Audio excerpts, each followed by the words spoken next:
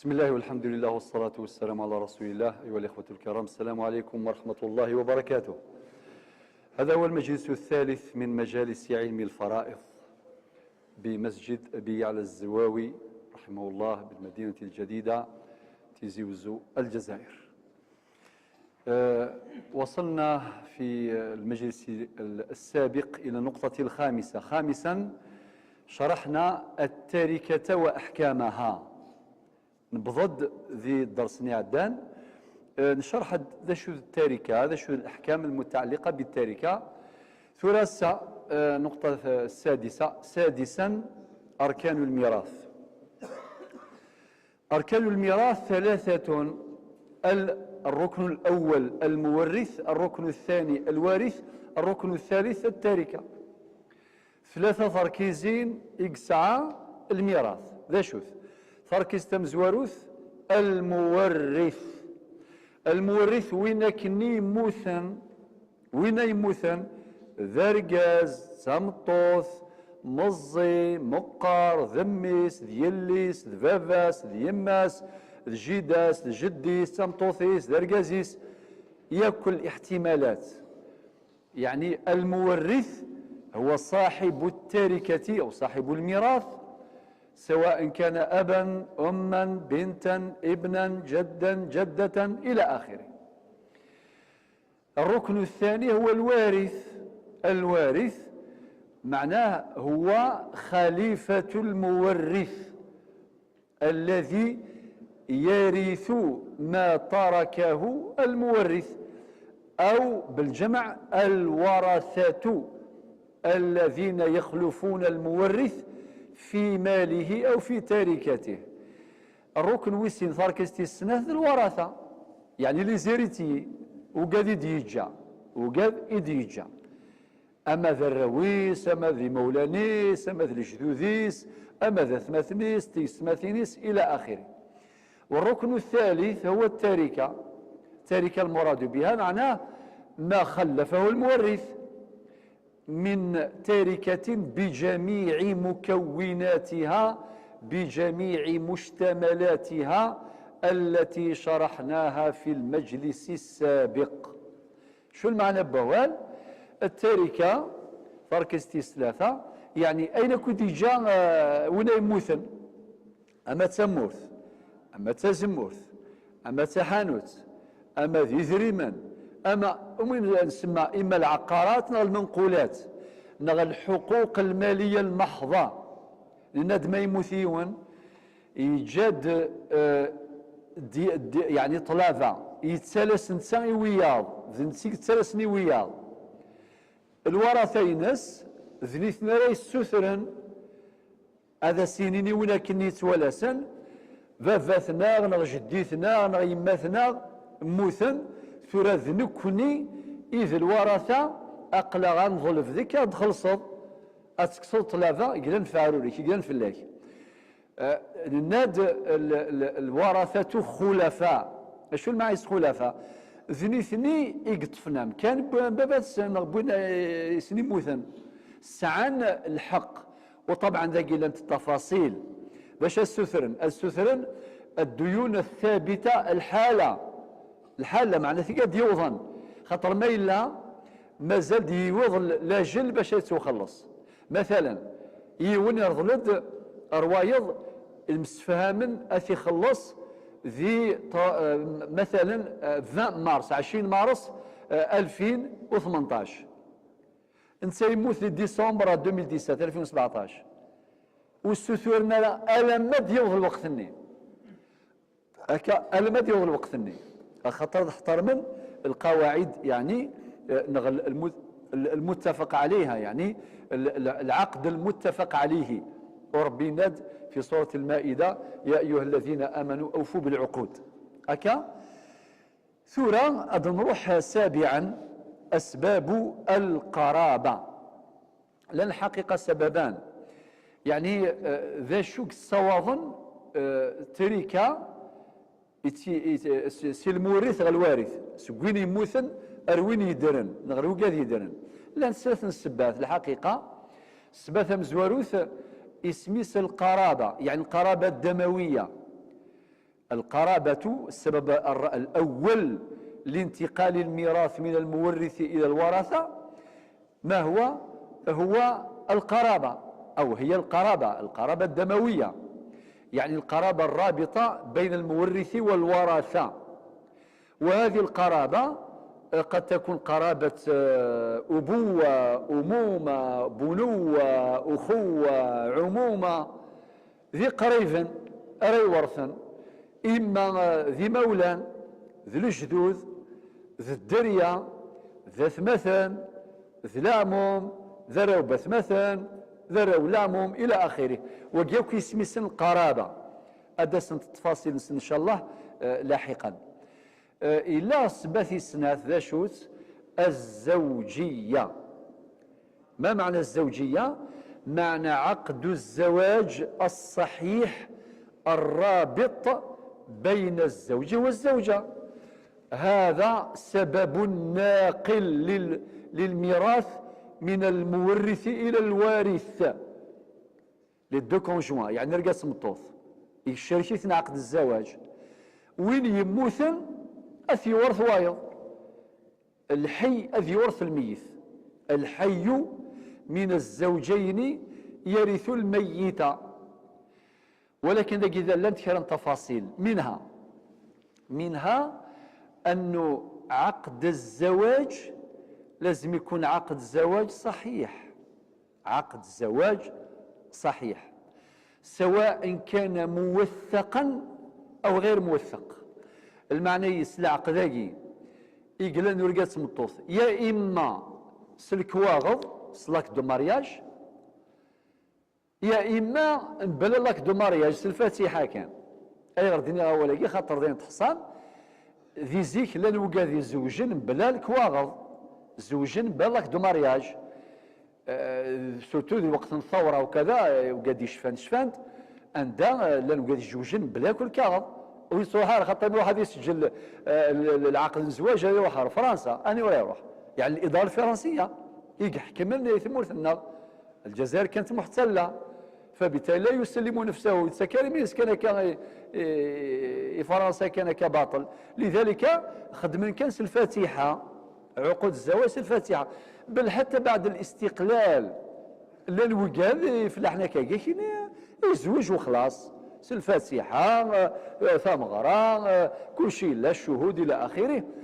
من الميت ماركين عقود الزواج نسن ثيكوالا لما الراو نسن هذاك الشمل لاكول، هذاك الشمل المدرسة هذينا أراد مكثين باللي إلا قراو نسن حوايج الكواغض إلا قد روحن باش هذا ماركين لعقدني زواج يرسن كازاك سمطوث. ولكن ذاكيا مشى راه سجلن أخذمن سوفريد الشرع، سوفريد المحكمة بارفوا جوستيس. نكوي ثوالث مورثنا لا لوا 94 لارتيكل 22، يعني قانون 84/11 المادة 22. ذاكي عقد الزواج أخذمن بأثر رجعي مروض زات القاضي ميق تحقق بلي تسيدت إلا العقد الزواج ولو كان 1965 ردفير 1970 القاضي نسارف كان الامر باش يفكي ضابط الحاله المدنيه اللي هو رئيس البلديه المجلس الشعبي البلدي. شكون هو ضابط الحاله المدنيه؟ معناها رئيس المجلس الشعبي البلدي ونوابه هكا، لا على مستوى الوطن على مستوى الخارج، الا رؤساء المراكز الدبلوماسيه وكذا، لان تفاصيل قانونيه وتفصيل غير السنت. المهم لي جون كومبيتون، يعني يبقى يسعى لا كومبيتونس، يسعى الاهليه باش يوثقن عقد الزواج. ولكن القاضي اذيف كلامر رئيس البلديه اسيني ماركي لعقد الزواج يروقازيه نكت مطوثيهين وغال أردفير 1965 وذي ماركي ياك الدرية قلان أسيني ميجوجن ذي 65 وكذا زواج الفاتحة على حسب الشرعية وكذا، من بعد سعن دريا أثيد ماركينية ونيوان. أما ذا قشيش أما تقشيش أقشيش مثلا ليلول 1966 ثاقشيش 1968 سيسمون سنس كلش لا فيلياسيون هذه كلش من بعد هكا حبيت نقول أنه أطلت قليلا في هذه المسألة الجزئية المهمة، أن عقد الزواج سواء كان بالفاتحة كان عقدا شرعيا أو كان موثقا، فإذا كان موثقا فلا إشكال. أما إذا كان عقد الزواج مغفلا، ويكون عقد الزواج مغفلا إذا لم يوثق في حينه. هنا حسب القانون الجزائري قانون 84/11 وبالضبط المادة 22 بعد تحقيق يعني إحضار الملف أمام القاضي المختص في شؤون الأسرة، وبعد النظر فيه والتحقق من سائر المعلومات يأمر القاضي المختص ضابط الحالة المدنية بتسجيل عقد الزواج المبرم بين الرجل والمرأة عن طريق الفاتحة طبقا للشريعة الإسلامية طبقا للمادة 22 من القانون المذكور، ويسجل هذا العقد بأثر رجعي يعود إلى التاريخ الحقيقي للزواج. هكا هذا تورا مسفهم ثورة ما إلا العقد زواج سنس عن العقد غاثا تفرى وحدس ما إلا ويتسجل على ذا قشرة يضرون هذه تسجل الطريقة يجي إذن نشرح إلا وإن ذا تفصيل ذي عقد قوين يعني الزواج ذا شوث إما إلا خذ من كان الفاتحة قبل ثمغرة يودك سن يموت، إما يموت ورقاز نغ تموت تمطوث ثم تمسلاف تعرفيث خاطر تعرفيث إشبار بلوكا داس تمطوثني هاد السوثر الحقيس ورزري غامش تخدم ما جماعة الخير أسيني نفتشاق الروس ديجا مازال دبيض فتشاق الروز وأقرب برقازيس وهاد السوثر لريتاج تريكا ثروي فلاس، ولكن شرعا يجوز تمطوث ماشي أتساوي أموريسي سيف كشرع غاسولا ما مازال ثام غرا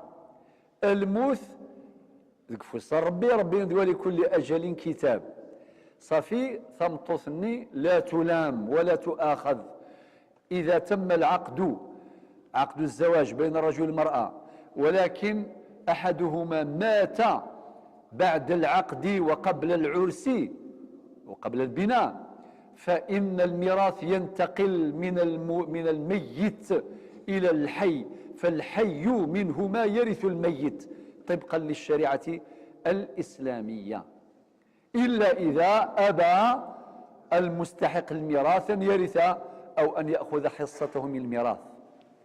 هكا نمسفهم إلا وإن نظن إلا مقارن الميراث في العدة الشرعية ده شو المعنيز إما إلا أرجاز يفرغ ثمطوث أرجاز يفرغ ثمطوث يفريس ولكن يموت ذي المدة العدة مثلا يفريس 1 جانفي 2017 يسيفرا أكني الجواهي 15 فيفري يموت يبض عفو ربي غاس تفرث مطوث ولكن أتورث مادام الطلاق طلاق رجعي أخاطر يموت ورقازيس ذي لا بيريود ذي المدة اللي يقال لعبد ربي ذي العدة مازال فوق العدة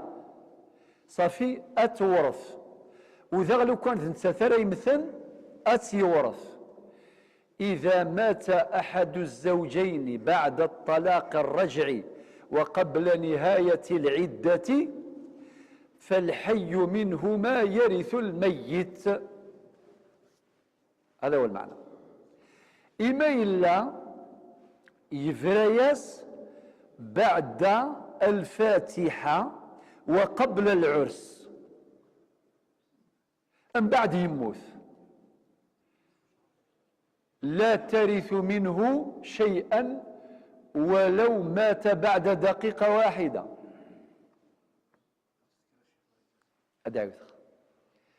استعرض بعد قبيل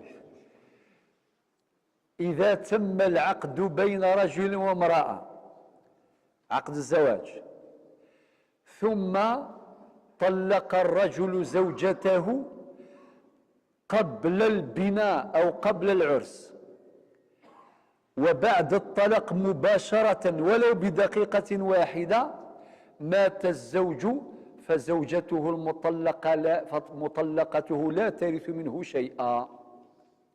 لماذا؟ لعدم وجود العدة، لأن المرأة إذا طلقت بعد العقد وقبل البناء فهذا الطلاق طلاق بائن بينونة صغرى، ومن أحكامه لا انتقال للميراث بينهما.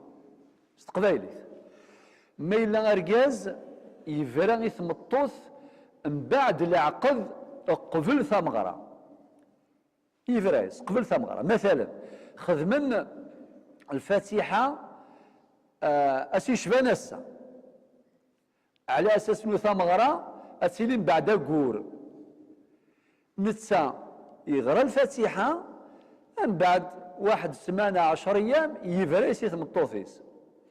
ما يفرياس لو كان يمثل بعد دقيقة كان ورث ورثارة أي غير خاطر سار العدة مازال الديسة خام برقازيس صافي الشرع واللي كان يعني حماية عجيبة، يعني مش لا بروتكسيون الشرع الإسلام يثم الطوث ذي الأمرين يفريس بعد العقد قبل ثمغرة صافي لا عدة لها أي غير السمحات الشرع باش تعاود الزواج ابري 1 مينوت من طلاق يفريس ورقايس بعد دقيقه يخلص سيدي وسيدي داكور نورمال يا الغى الفاتحه نغ الفاتحه نغ الثوره عادي.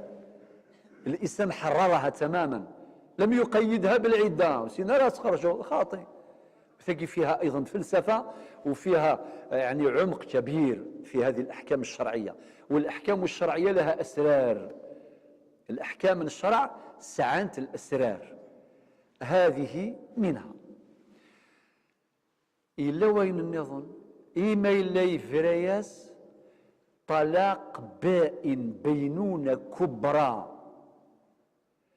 يعني يفرياس ديجا طلقة وبعدين يعاود يستثنف من بعد يهلك وما يقال له هلك للموت، من بعد يفرياس طلقة ثالثة جوست أبرا يموت أتورث غاس طلاق بائن بين كبرى إذا كان في مرض الموت، هذا اللي اسمه طلاق الفار. إذا طلق الرجل زوجته طلاق الفار يعني بهذه الصفة فإن الزوجة المطلقة ترث رغم أنها مطلقة طلاقا بائنا بينونة كبرى. والأصل أن من أحكام الطلاق البائن بينونة كبرى لا توارث بين المطلقين، ولكن استثناء في هذه الحالة ينتقل الميراث إلى الزوجة. لماذا؟ طبقا للقاعدة الفقهية من استعجل الأمر قبل أوانه عوقب بحرمانه، أو من استعجل الأمر قبل أوانه عوقب بعكس مقصوده. استقبالي ما إلا أرجاز إفريث مطوثيس فرونين 3 يقصد باش يحرم هاثن ساعة تلك ثم قرآن وكذا وكذا أسيدي ثوران كيني هذا مثال هذا جاوكي خامن الني ثيحونا الني طوموبيل الني كاميون الني أتسوي 18 جامي يلا يسترحى صورة فال طلاق بائن من الكبرى ثيوى الطلقة الكبرى طلاق البائن من الكبرى ذاكي مدام في لحظات الموت نغم في مرض الموت اسمي طلاق الفار، معناه يبغى يحرم صدر رساله نيه الهام خاطر وين ندير الحاله مثاقي وتخمم ما راه فرو نورمالمون امر ذا البغي هذه يخمم فين نظن هذه يخمم مع شو الوصيه ديج يو خميسي وراويس مع شو هذا بالك يتولاس بالك هذه جواسيه بالك هذه وصيه الدريه صفتيك مات في الخير كذا هذه الشهد هذه استغفر وكذا الى اخره أمشي على البرونشي غير شوالا ينفرون هذا دقائق ثنقوله هكذا. وقد فعل ذلك عثمان بن عفان طبق هذا الأمر في حياته. بنفس القضية عرضت على عثمان بن عفان قضية كهذه فقضى بتوريث المطلقة طبقا للقاعدة المذكورة. وهناك تفاصيل في هذا الموضوع اكتفي بهذا. صفي يتمثل ما هي أسباب الميراث لا نتسناث القرابة نشرح يتسيد سبات السناث الزوجية. لا، السبب الثالث لا ما عندوش وجود في الحقيقة، اللي هو ما يسمى بالقرابة الحكمية، الولاء ثقي مسألة ما نفصلش فيها.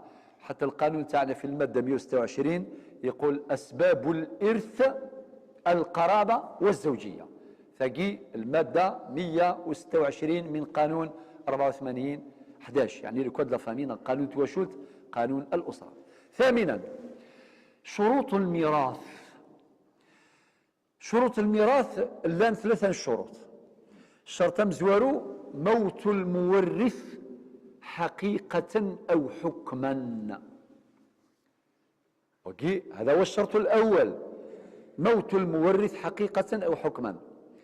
وسنشرح هذا الأمر بعد حين، ولكن باختصار في هذه النقطة الجزئية أديني إلى قذيلي موت المورث إلى قديمث معناتها وإلا قراد ورثا من الدنوية ذي الحياة نسن في كل ضرور العجب أتصف الدريا أذكرنا رفافة السن أذا سنين فافثنا أكن ورث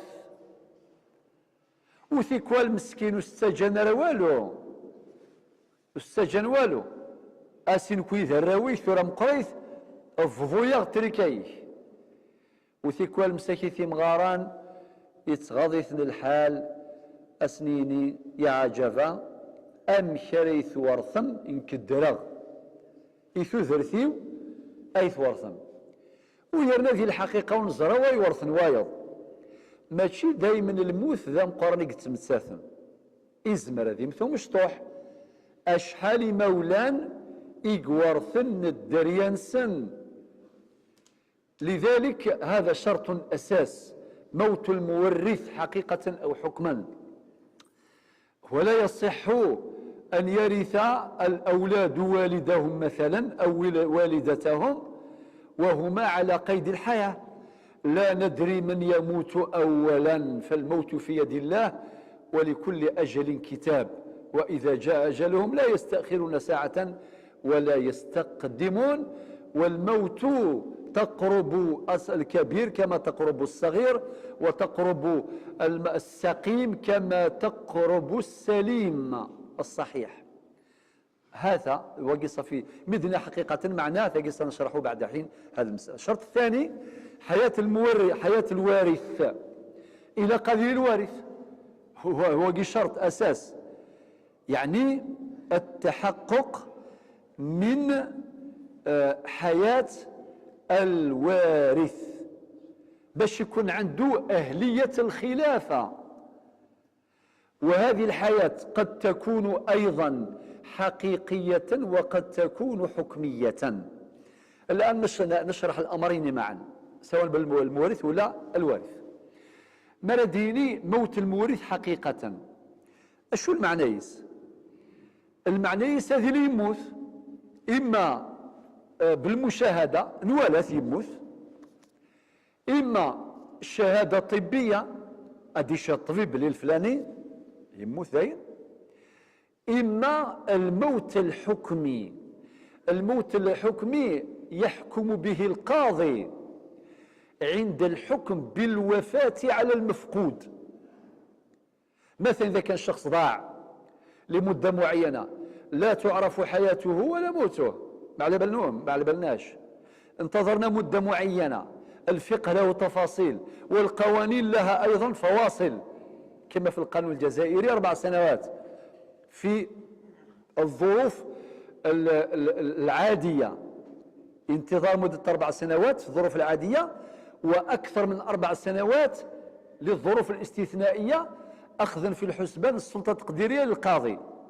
بلا ما ندخل في التفاصيل كما قلت لكم التفاصيل القانونية وغيرها.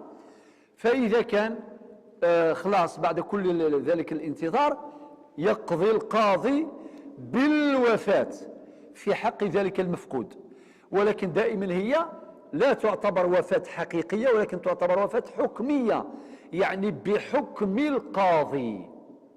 فيورث بعد ذلك، يأتي ورثته فيرثون ما تركه طبقا للفريضة الشرعية.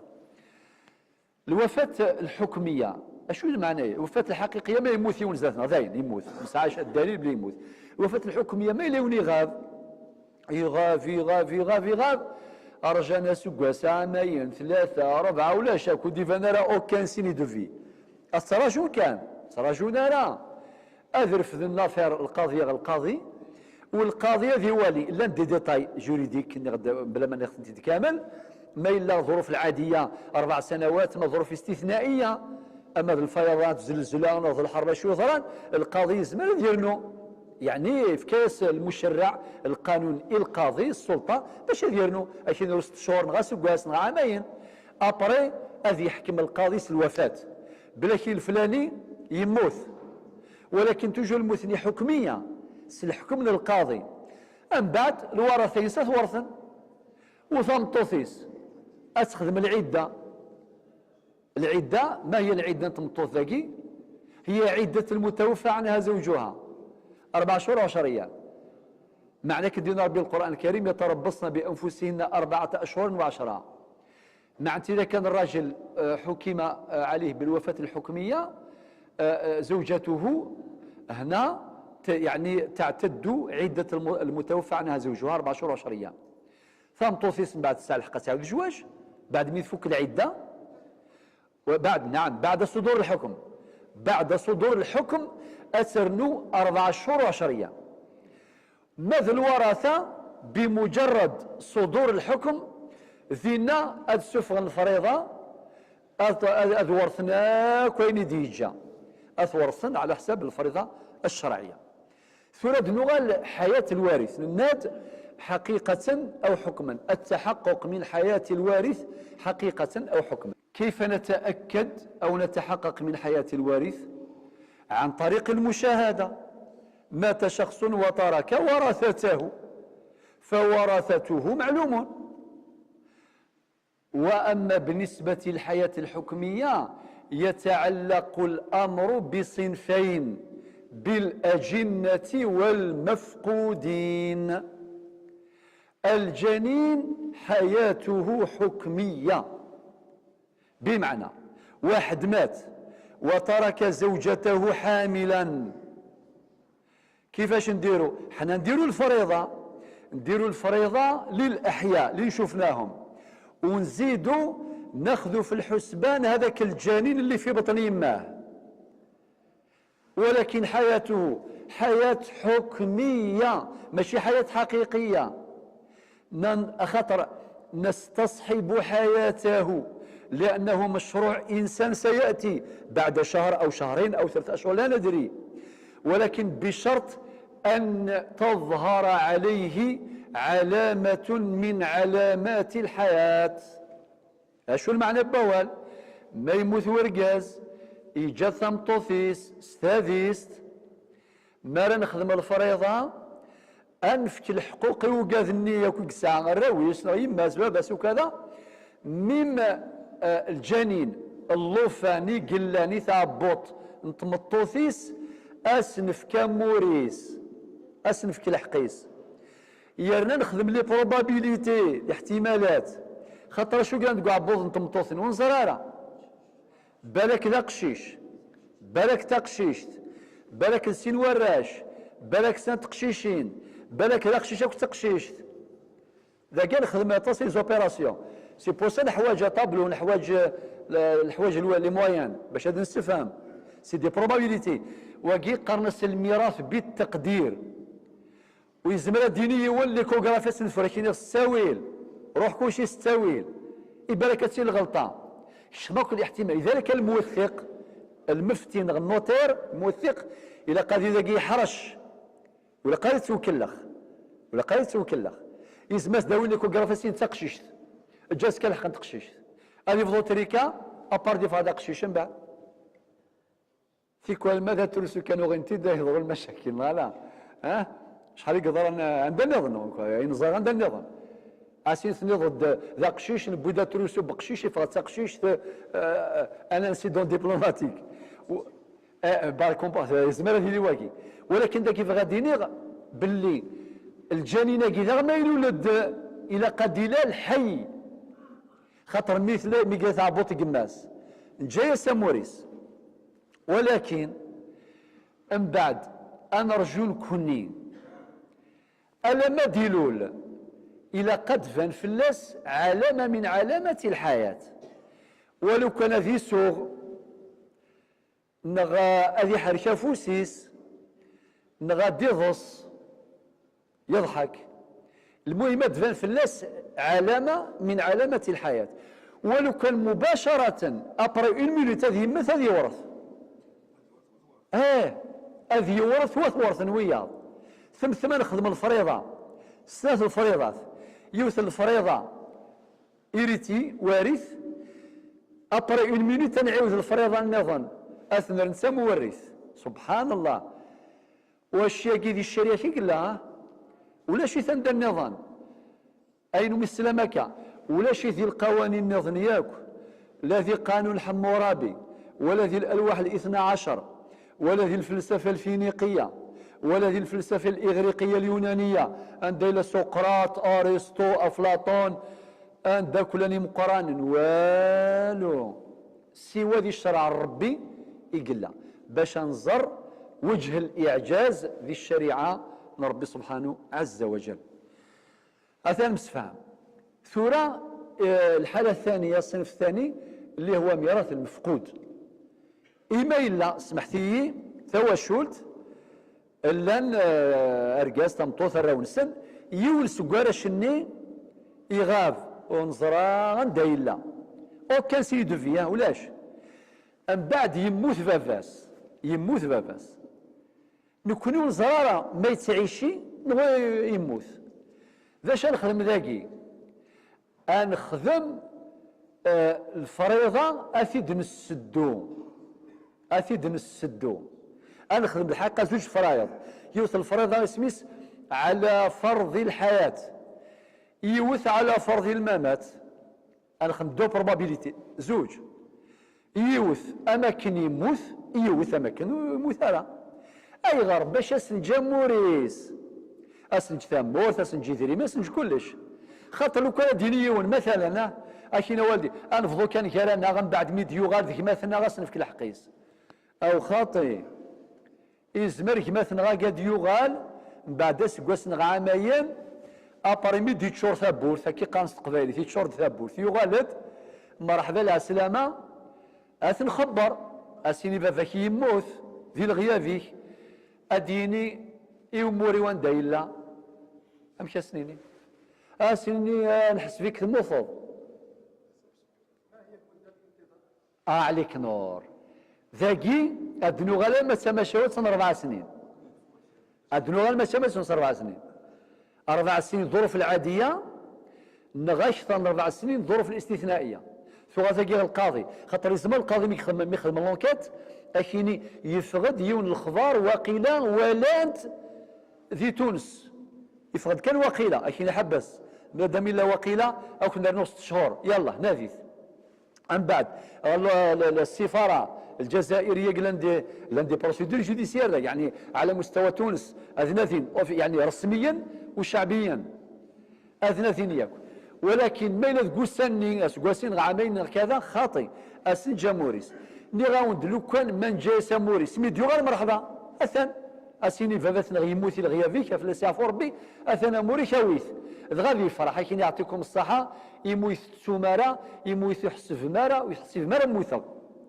إما نخدم العكس أنا ورث كلش وسنتسجر موريس أبرين تديني في كتير دموري ومشي سنيني بالك يكون يتصرف أتراكتوري نورث نجاي وغادا كاميون ثمورثني نورثيس نخدم في سونتر كوميرسيال نشتيلات يثري مني نخدم لي زانفيستيسمون ويلو ما ينافكي دا سينكو سايغالا امشي نخدم اذ يغال ان بروبلام لكن قارني مزوره يمغارني فاهمن اشو قارن زيك ذا ثماثني قفطون ثمورث ثورا ذاك اللي قفطون اثماثن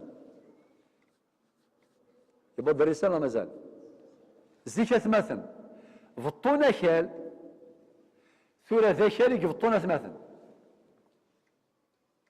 المغارن في كنسيت ثورا حليل وناقش سون كومونتير زيك الغاشي فطون نورمال مي يغال ثورا وكال ذاك اللي قفطون أثمثا ولا حول ولا قوة إلا بالله. المسفام صافي الشرع يخدم الاحتياط، معنى الشريعة دارت هذا الاحتياط فاحتفظت للمفقود أو للغائب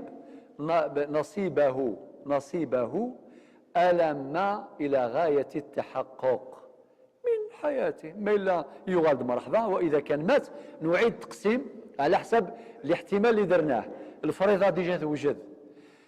فقط حاجة نأكد عليها بالنسبة لحياة الجنين. حياة الجنين ولا ثقي حياة الجنين نحفظ النصيب الأوفر. الحقيقة أشرت إلى هذا عرضا، نحفظ للجنين النصيب الأوفر بعد إجراء جميع الاحتمالات من خدمة كل بروبابيليتي الاحتمالات أن نج أمور بين الجنين أمور مقران ماشي ذا مورا مشطوح أكا هذا ولات الحساب هذا وصلت إن شاء الله ذي العمليات صيغ الزداد ثورة أين تسلم كوكا إلا الشرط ثلاثة اللي هو انتفاء مانع من موانع الميراث.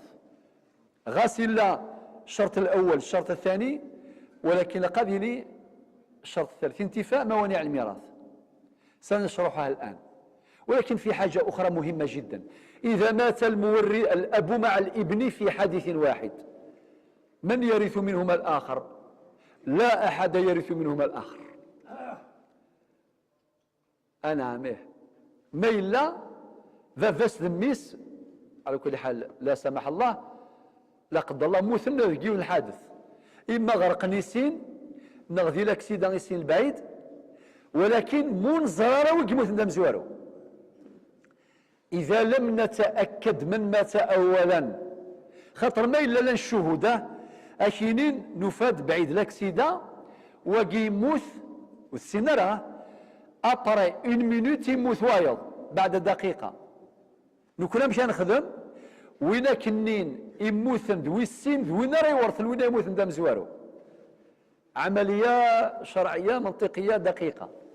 ثورة الشرط ثلاثة انتفاء موانع الميراث أو مانع من موانع الميراث. ثورة التفاصيل القانونية أن يغال المادتين 127 128 من قانون 84/11. ثورة نغال تاسعا موانع الإرث أو موانع الميراث. مدين مانع معنى حائل، مانع معنى حائل. ذا شو ثنت السباث يكتجن الميراث وريت تروح راه سكوين يموتن روين يدرن. الا انت اسباب. السبب الاول القتل لا سمح الله، ما الا يجماس ينغى يجماس بالشرط يكون قتل عمدي على حسب القانون النغ الماده 135 الفقره الاولى فهم زواروث. إلا لازم يكون قتل عمدي وعدواني ماشي ليجيتيم ديفونس، ماشي قتل خطأ، ما إلا لبعيد إغماس ينغى إغماس تسقيض استمكحل تيحوز إغماس أثي ورث، ما إلا يلحوس طوموبيل ينغى إغماس أثي ورث. وين ينغى ذي ورث وين يموثن خطر قتل خطأ. إما إلا إغماس إلا ذي لابال يغلد في جماس يموت جماس في ديغلي آثي يورث ولكن ديغلين ما مر يموت طبعا سا هكا. ولكن ملمي ولاش الميراث جالسا ما إلا إنغاثي عمد ماشي مي با ليجيتيم ديفونس ماشي في حالة دفاع شرعي وكي قاس القتل العمدي العدواني هكا. والنبي عليه الصلاة والسلام يناد لا يرث القاتل شيئا، وقد يقصد النبي صلى الله عليه وسلم الحديث رواه الإمام أبو داود. وينذغ الإمام مالك وذي الحديث الموطأ ليس لقاتل ميراث. هذا الحديث أخرجه كلاهما صحيح، خرجه الإمام مالك في موطئه يقول فيه النبي صلى الله عليه وسلم ليس لقاتل ميراث. ذو قد يقصد النبي صلى الله عليه وسلم هكا. هناك تفاصيل فقهية أتجاوزها. السبة السناث ذا شوت اختلاف الدين لا يتوارث أهل ملتين شتى، هكذا قال النبي صلى الله عليه وسلم في حديث أيضا خرجه الإمام أحمد والإمام أبو داود والإمام ابن ماجه. معنى دي قال النبي عليه الصلاة والسلام ما مخلفا الديانات، يعني أمسيحي وري ورثارا ينسلم ينسلم وري ورثارا أمسيحي. وإن كان في تفصيل أجمع أهل العلم على أن غير المسلم لا يرث المسلم، أما العكس ميراث المسلم لغير المسلم مسألة خلافية، والذي أرجحه هو التوريث. ممكن يجي نهار إن شاء الله تكون نعطيكم كاع الأدلة، ما حبيش نفصل فيها، أكتفي بهذا البيان لحديث النبي عليه الصلاة والسلام لا يرث المسلم الكافر ولا الكافر المسلم. ممكن تقول لماذا رجحت هذا؟ نقول لك لأن في حجة دامغة أنه الكافر لا يستفيد من نعمة الميراث لأنه كفر بصاحب المال أصلا، لأن المالك الأصلي هو الله عز وجل. الله هو المالك الأصلي للأشياء والممتلكات والأموال ابتداء وأثناء وانتهاء. ورب قال ولله ميراث السماوات والأرض. ولكن المسلم حظي بهذا التشريف أنه أقر بوحدانية الله عز وجل، فالمال يكون بيده ينتفع به وينتفع به المسلمون بل الناس أجمع، لأن المسلم يفترض أنه يعرف إخوته في الإنسانية لحديث النبي صلى الله عليه وسلم كلكم لآدم وآدم من تراب. إذن يا جماعة الخير اختلاف الدين إلا سبث الردة ذاك اتفق الفقهاء سلفا وخلفا على أن المرتد لا يرث من مورثه شيئا، والعكس فيه خلاف محل خلاف، والعكس محل خلاف. بمعنى إذا مات واحد وعنده واحد مولاده مرتد كان مسلما ثم ارتد أصبح يهوديا أو مسيحيا أو إلى غير دين، يقول لك أنا ملحد أتي، هذا لا يرث شيئا من مورثه المسلم. المعنى يسمى مثيوا يساغ الرويس يونس الرويس يجا الإسلام، إما يغال ذا مسيحي يقار يغال كريتيان يقار لا إله إلا الله يغال يقار لو بير لو فيس لو سانت اسبري. واقي من تحقق هكا جماعة الخير من تحقق، خاطر مسألة العقيدة مسألة مهمة جدا. لا يخرج الإنسان من الإسلام ولا تثبت ردته ولا يحكم عليه بالردة إلا إذا ثبتت الردة على وجه القطع واليقين بما لا يدع مجالا للشك إطلاقا. مع تون الزميرة نسوفغي ونسي الدين خاطر فيك وتفضيون يتقصر وكذا يقار دير مسلاي في الدين في الإسلام ممكن، ولكن سمح لي مثلا ونحكم على فلاس باللي واقي مرتد يجا الديني سلام نتحقق، خاطر زعما تفضيون زلالة ها شحال أتفض دين سلمت لا تظليت لا رمضان لا العاشور لا والو، ولكن مادام يقار لا إله إلا الله محمد رسول الله هذه يورث أنا عاميه.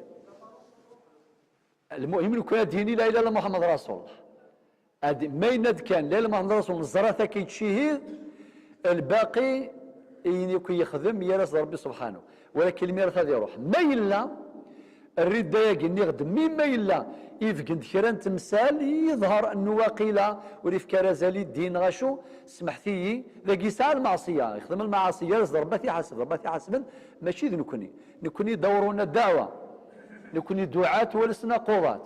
ربنا قال في سورة النحل الآية أعطيوها لي برك ودعوا إلى سبيل ربك، أعطيوها لي ادعو إلى سبيل ربك بالحكمة والموعظة الحسنة وجادلهم بالتي هي أحسن. سورة النحل الآية 125 125 صافي هذا هو، والباقي علينا بالظاهر والله يتولى السرائر. إلا السبة ثايض في 4 اللعان إذا وقع اللعان بين الزوجين طبقا للآية السادسة والسابعة والثامنة والتاسعة من سورة النور فلا توارث بين الزوجين بل يحكم القاضي بالفرقة بينهما ولا يرث الولد أبا ذلك الزوج ولكن يتحقق التوارث بين الولد وأمه فقط. أشو المعنى بوال ما يظهر لبعيد خاطر سمحتي ثورة كذيلو مراقي ديال الميراث هذا نحكوا الموت ماشي ديوث أقلع كان يلزم ولكن إن شاء الله ولكن إلا قات نغار أما كدنا الموديولاكي المادة مهمة جدا الموديولاكي انديسبونسابل ضروري ماشي كان لي جوج إلا قاثي السن لي جوج إلا قاثي السن المحامي إلا قاثي السن ياكم الدنا ياكم الدن خاطر ثاني كنت مسالت ماشي ما يسنك التفاصيل مقارا دي زراكا كيلي كروند ليني لي زاكسي مقرانين يعني المعالم الكبرى انت السين على الاقل باش سياسس كمع شو ويضرار وخسار في ثذر في النغ ابراك دناوي اشحال فرايضي طبقا فوطلانت خلف انتشرع ربي سبحانه اشحال مليار نيقروحن باطل واشحال بوكاد يقلق هذا ورثن وريث نارا اشحال بوكاد يقلق هذا ورثن اكثر الحق نسان اخاطر الغلطه فمش طحث ذي الحساب يروح كلش ذيني مي ايات مثلا سمحتي لقد دققتي مثال مليح اللي عناقي البعيد ما الا لقات مطوط بظلم ملاعنه طبقا الايات الدنيا ثوره سي الايه في 6 في 7 8 9 الايه ثقي 4 الا في سوره النور ما طبق الايه ثقي ذا شيء يظهرون اللعان يرقس مطوث القاضي فرق يرقس مطوث ذاين ام بعد امش توارث ارقز وري ورطمطو طمطوث ورقاس ورث ارقاسيس امي سوري ورث ارقز مطوثني ولكن امي سذي نغيليس اضورثني يمثل مثلا ورث ارونسن فقط معناه هل الجنين الذي لا يرث ام جميع الاولاد؟ لا الذي لا يرث هو ذلك الولد الذي حصل اللعان بشأنه فقط أما الأولاد السابقين هذوك مزورة كلهم يرثون من أبيهم وأمهم والعكس صحيح يعني يتحقق التوريث بين الفروع والأصول أو بين الوالدين وبين الأولاد. ثورة لمزيد من تفصيل بالنسبة للقانون 84/11 لابد من الرجوع إلى المادة 135 إلى المادة 138 على بالكم علاه خاطر مثلا المادة 135 الفقرة الثانية دوزيام باراغراف نصت المادة على شهادة الزور إذا شهد الوارث شهادة زور في حق مورثه ثم أدت هذه الشهادة إلى الحكم بالإعدام وتنفيذه فإن شاهد الزور لا يرث من ذلك المورث. أنا أمي ثقي خميسي ديال القانون تمورث الجزائر الارتيكل 135 باراغراف 2 أشو دينا يناد ما إلا مثلا إضرار كريم جريمة الجريمة الحكم ديال القانون العقوبات الكود بينال الإعدام مثلا من بعد يون يبغى هذه ورث كماس هذه الشهاده نزور اسيني ذكما يخدمن ثذيان تاقي من بعد شهاده نزور من بعد المحكمه تحكم في لس الاعدام ونفذ الاعدام اذا اكتشف الامر ما الا يفان في من بعد باللي ثقي الشهاده نزور وقد الشهاده نزور وري ورثارا يكبس هكا فيه تفصيل دقيق لذلك كان الإشارة نعود إلى المواد 135 إلى غاية المادة 138 من قانون 84/11.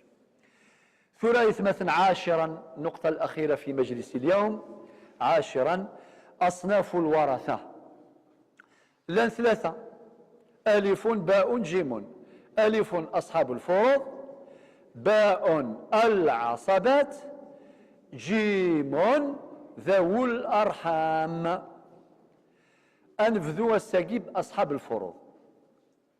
أصحاب الفروض ألف اللان 12 ربعة تلاوين، ربعة ذيرقازن 8 تلاوين، ربعة ذيرقازن 8 تلاوين. المجموع 12. يرقازن نوي الأب أباثاث، الجد جديس، الأخ من جهة الأم يماس يماس، ويصير 4 الزوج. نكمل بعد الأذان إن شاء الله.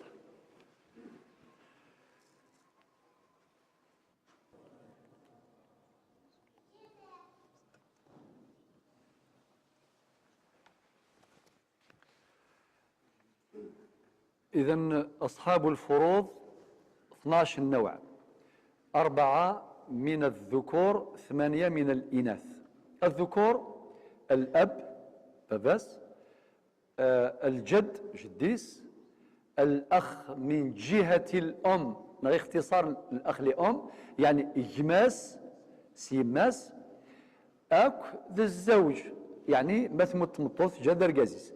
ذا يقلان 4 مثلاوين لان 8 ثلا الأم يعني ثيماس، ثلا الجدة يعني جداس، سواء جداس فافاس أو جداس سيماس.